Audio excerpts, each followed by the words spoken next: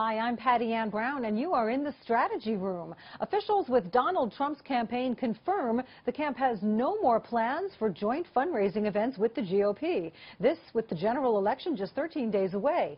The move was first reported by the Washington Post. It cuts off a key money source for Republican candidates hoping to keep hold of both houses of Congress. What does this mean for Trump, the Republican presidential nominee, and for GOP candidates nationwide? Joining us now are Democratic strategist Joe Listingy and Republican strategist Charmaine Yost. Welcome to both of you. Hi, Patty Ann. So Democratic candidate Hillary Clinton's campaign has 41 fundraising events between now and November 4th. Mrs. Clinton will not personally attend most of them, but this is a big contrast to the Trump camp, which has 0. Charmaine, you are an advisor to several presidential candidates, Reagan and Huckabee. Is this shift typical or unusual?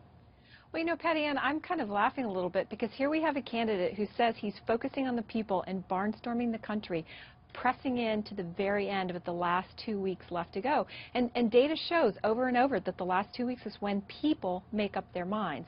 And so what is the problem with the idea that he's focusing in on the people who make the biggest difference, those who are going to vote? And frankly, we know that it's working because we all woke up this morning to see data coming out of Florida, where he's been spending a lot of time, and suddenly he's retaking the lead in Florida. So this strategy of emphasizing having Donald Trump talk directly to the voters is really paying off, and when you only have 2 weeks left, that's what you have to focus on. What really matters is the people voting, and prioritizing that over the money, which I think is a little unseemly for the Clinton camp. Well, the Trump campaign's finance chair points out that online fundraising continues and remains strong, but they say Trump's focus right now, as Charmaine said, is on making his final pitch to the voters and not on raising money. Joe, the media is making a big deal out of this shift. Do you think that's warranted?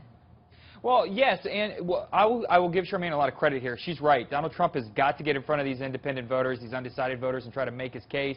He is not leading in Florida yet. Let's be clear. He's still down 3 there, and it was 1 poll, so that's one bright spot for them. But the bigger problem he has, and this isn't even his problem, because Trump's always been about Trump. The GOP has a big problem because it's not only the U.S. Senate and the U.S. House.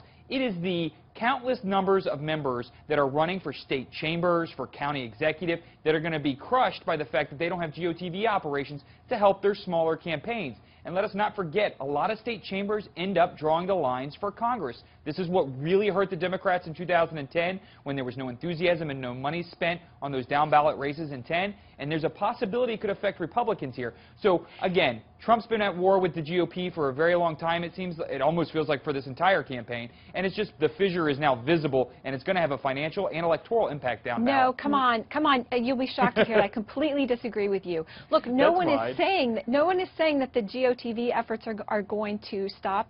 Look, they have been working together really well for the last couple months. All they're saying is that the last 2 weeks are going to be focused on the people. But Charmaine, to Joe's point, Charmaine, the polls do favor Hillary Clinton, and some in the GOP say that, especially if the president might be a Democrat, it's essential for Republicans to hold both houses of Congress. Is this move away from joint fundraising going to hurt the GOP's get out the vote effort? No, you know what, Patty Ann, this is one of those classic things, damned if you do, damned if you don't. Listen, if Trump was spending all his time with the fat cats raising money, people would be saying that he was afraid to get out in front of the people. He's out there raising enthusiasm and generating a really intense get-out-the-vote drive. And frankly, the truth is, at the end of the day, people don't split their tickets. So the more that he strengthens his standing, the better that is for the down ballot as well. And contrary to what Joe is saying, these polls are tightening. It's looking better. There's some optimism out there in the numbers. And let's also remember that, you know, 5 days before the 1980 vote, when Ronald Reagan had his landslide election, Jimmy Carter was leading by a significant margin of right around 8 or 9 points. So you really, in these last 2 volatile weeks, the really important thing is getting in front of the voters, and that's what Trump is prioritizing. Joe, brief last word. I give Charmaine's credit on this. She has got to push this because it's the last play the Trump campaign's got. They've got to make you know, they got to shine this thing up and make it look good coming into Election Day, because here's the truth.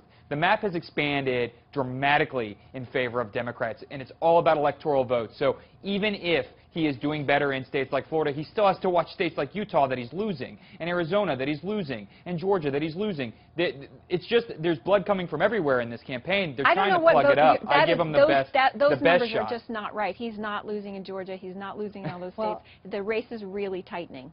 Tightening is one thing. The polls are, you know, maybe they're reliable, maybe they're not. There's only one poll that counts, right? We'll find out We're in 2 weeks, right? All right, Joe and Charmian, you're 100% right. Thank you both for joining us.